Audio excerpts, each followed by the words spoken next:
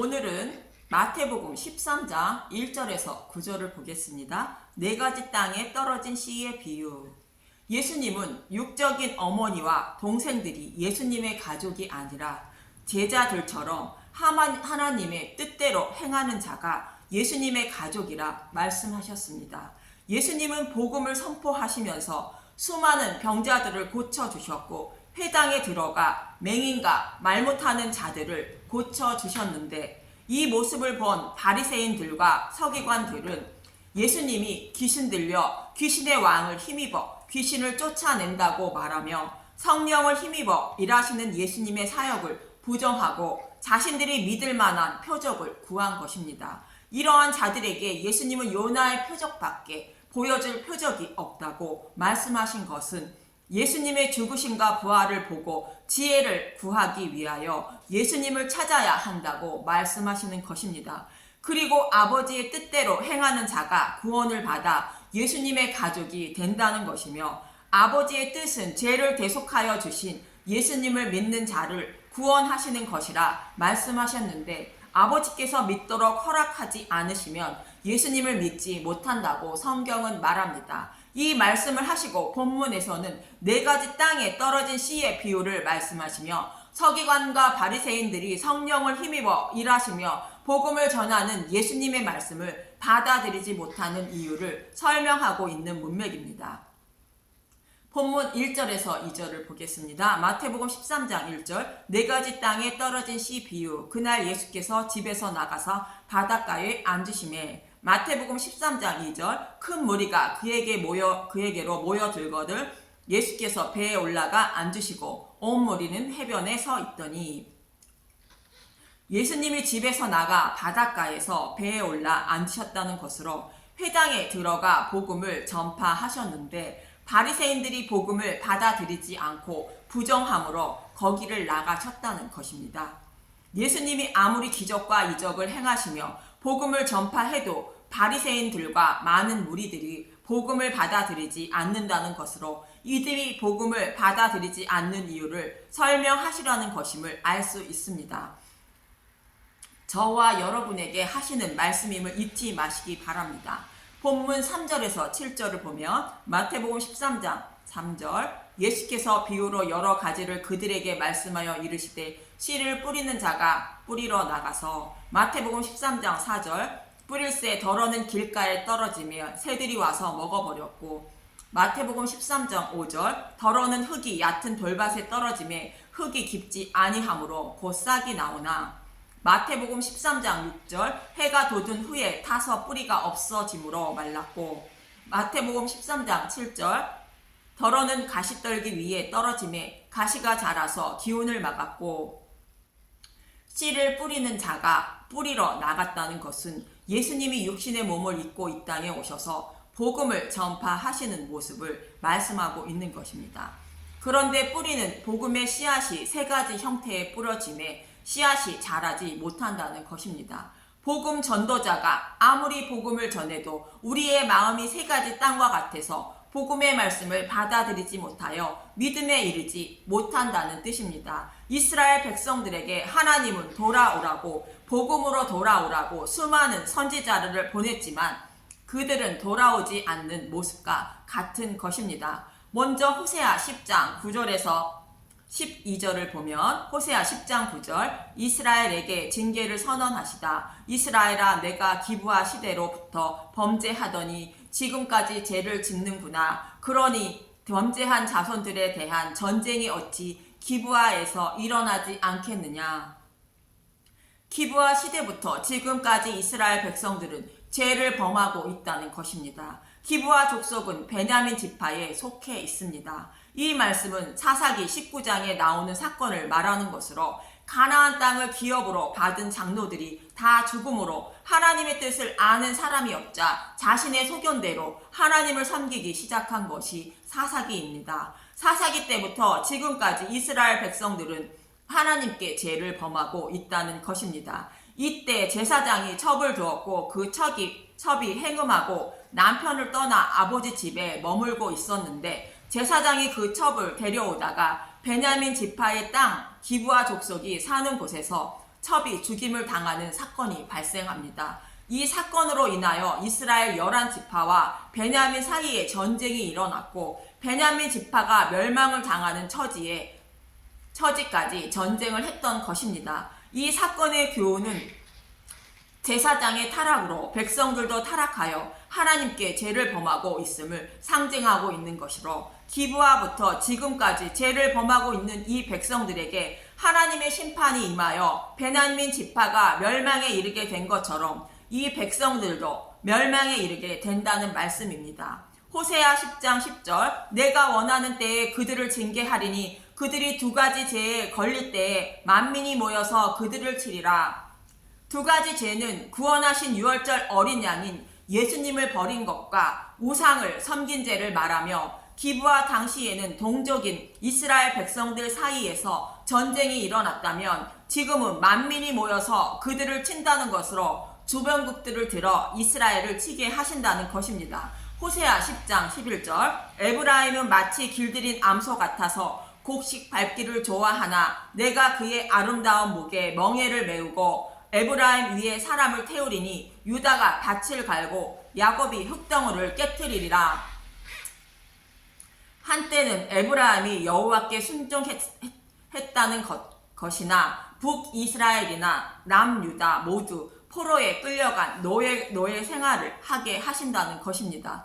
호세아 10장 12절 너희가 자기를 위하여 공의를 심고 인애를 거두라. 너희 묵은 땅을 기경하라. 지금이 곧 여호와를 찾을 때니 마침내 여호와께서 오사 공의를 비처럼 너희에게 내리시리라.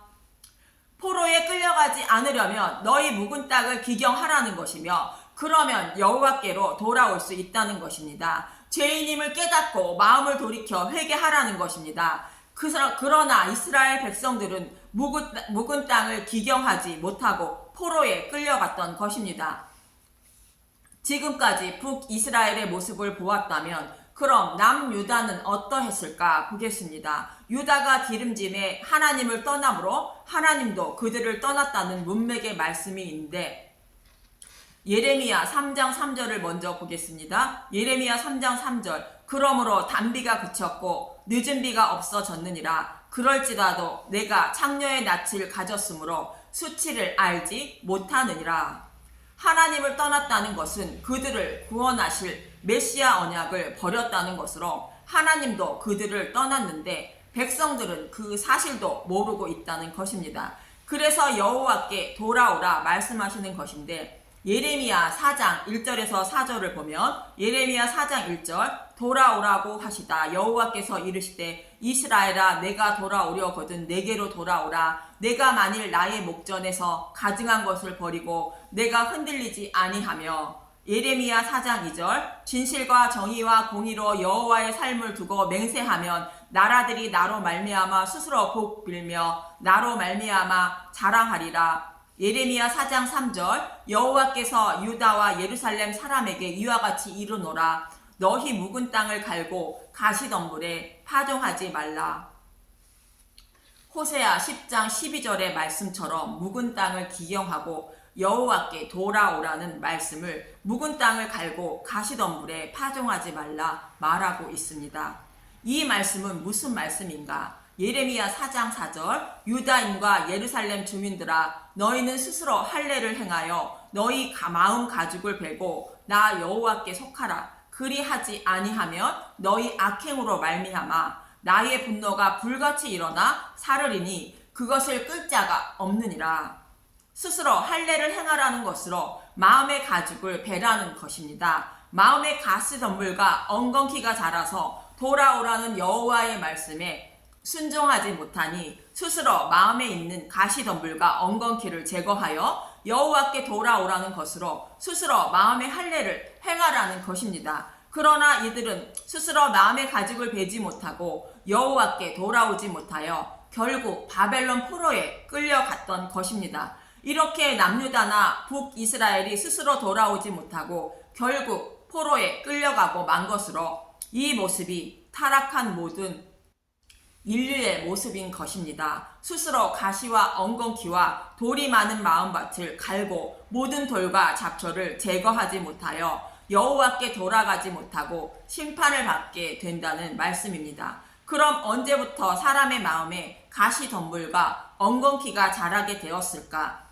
창세기 3장 17절에서 19절을 보겠습니다. 창세기 3장 17절 아담에게 이르시되 내가 내 아내의 말을 듣고 내가 내게 먹지 말라 한 나무의 열매를 먹었은즉 땅은 너로 말미암아 저주를 받고 너는 내 평생에 수고하여야 그 소산을 먹으리라.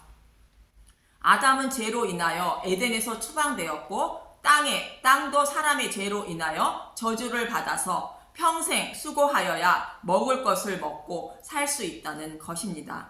창세기 3장 18절 땅이 내게 가시덤불과 엉겅퀴를 낼 것이라. 내가 먹을 것은 밭의 채소인즉. 창세기 3장 19절 내가 흙으로 돌아갈 때까지 얼굴에 땀을 흘려야 먹을 것을 먹으리니 내가 그것에서 취함을 입었음이라. 너는 흙이니 흙으로 돌아갈 것이니라 하시니라. 땅에 가시덤불과 엉겅퀴가 자라기 때문에 그것을 제거하고 씨앗을 뿌려야 농작물이 자라서 양식을 먹을 수 있다는 것입니다.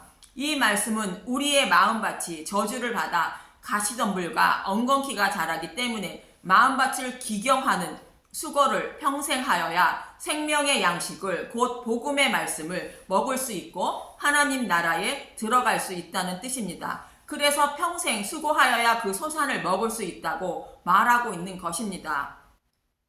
복음의 말씀을 아무리 들어도 그 말씀을 믿지 못한다는 말씀입니다. 그래서 이스라엘 백성들은 자신의 마음밭에 자라고 있는 가시덤불과 엉겅퀴를 제거하여 스스로 좋은 밭으로 만들지 못했기 때문에 하나님 말씀에 순종하여 여호와께 돌아가지 못했던 것이며 결국 포로에 끌려갔던 것입니다. 타락한 모든 인류의 모습입니다. 그래서 예수님은 본문에서 우리의 마음밭이 길가밭, 돌밭, 가시떨기 밭과 같아서 복음의 씨앗을 뿌려도 씨앗이 자라지 못하기 때문에 예수님을 영접하지 못한다고 말씀하시는 것입니다.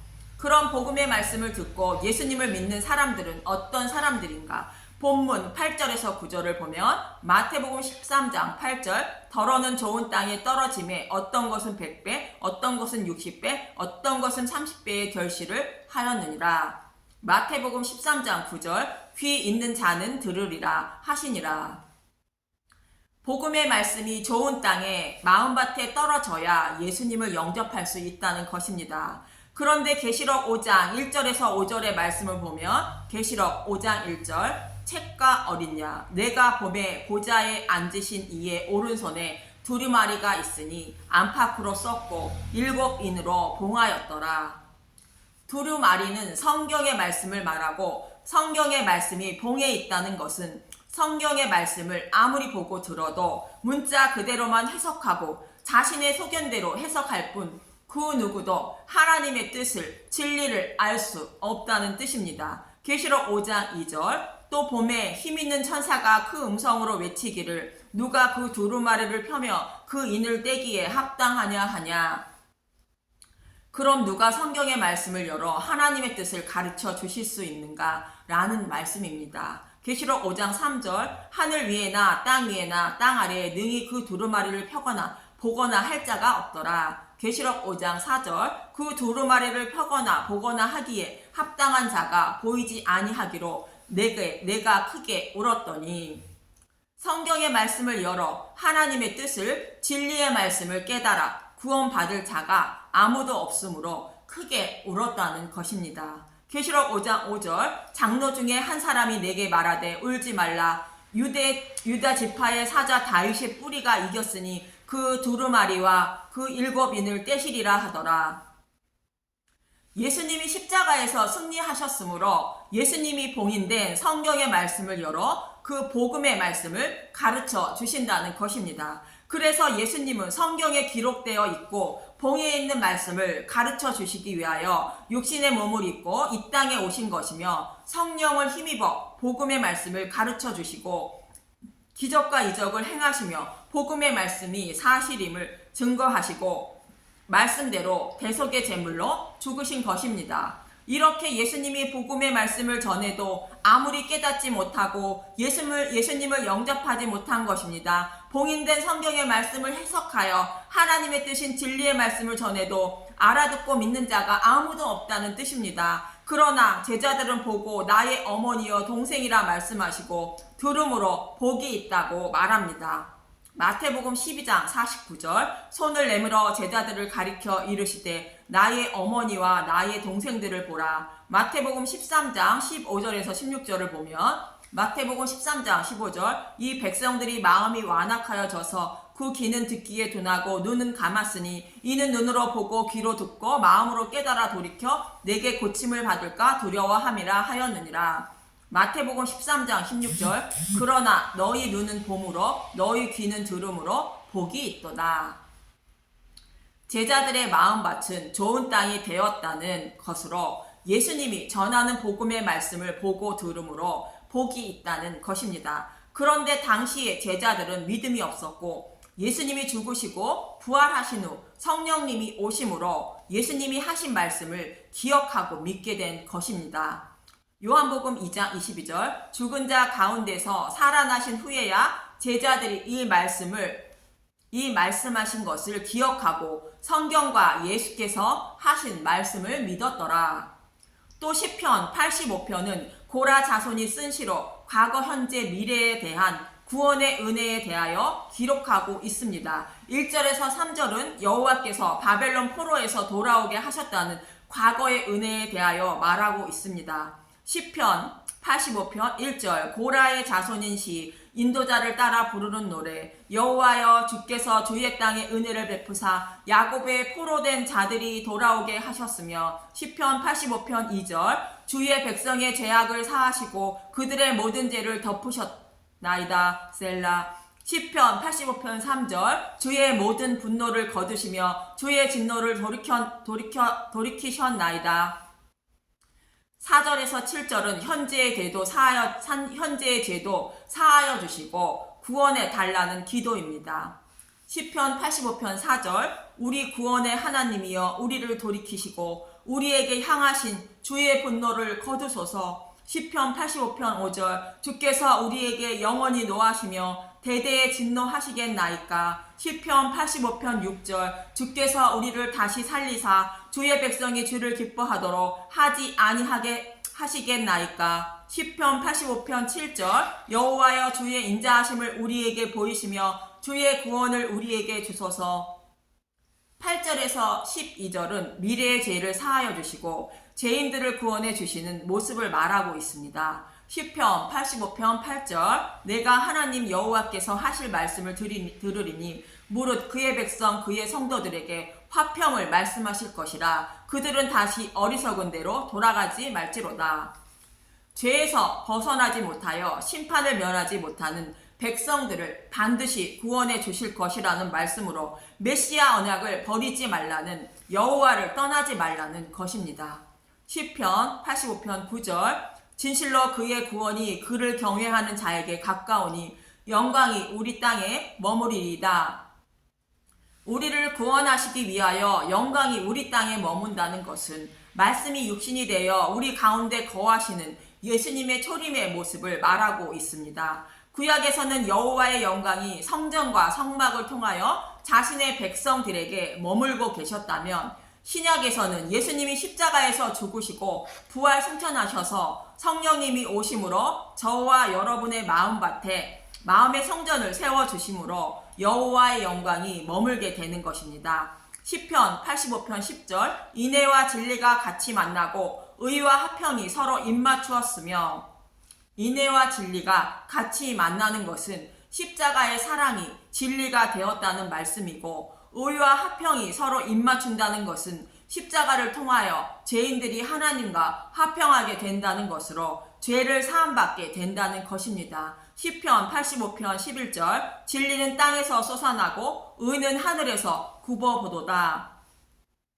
진리는 땅에서 솟아난다는 것으로 우리의 마음밭은 좋은 밭이 되어 십자가의 사랑을 깨닫게 된다는 말씀이고 죄사함을 받고 하늘을 소망하는 자들을 하나님 우편에 앉아 계신 예수님이 지켜보신다는 것입니다. 시편 85편 12절 여호와께서 좋은 것을 주시리니 우리 땅이 그 산물을 내리로다. 찾고 구하고 두드리면 좋은 것을 주신다는 말씀처럼 여호와께서 좋은 것인 성령을 선물로 주셔서 우리의 마음밭에 거하심으로 좋은 밭이 되어 그 산물인 믿음의 열매를 맺게 하신다는 것입니다. 이처럼 예수님이 아무리 복음의 말씀을 전하셔도 듣는 마음에 가시와 엉겅퀴가 자라기 때문에 예수님을 영접하지 못한다는 말씀이며, 예수님이 택한 자들에게 성령이 임하시고 묵은 땅을 기경하여 주심으로 좋은 땅이 되어 예수님을 주로 영접하여 복을 받게 된다는 말씀입니다. 저와 여러분에게도 제자들처럼 눈은 보고 귀는 듣는 은혜가 임하길 예수님의 이름으로 간절히 기도하며 소망합니다. 감사합니다.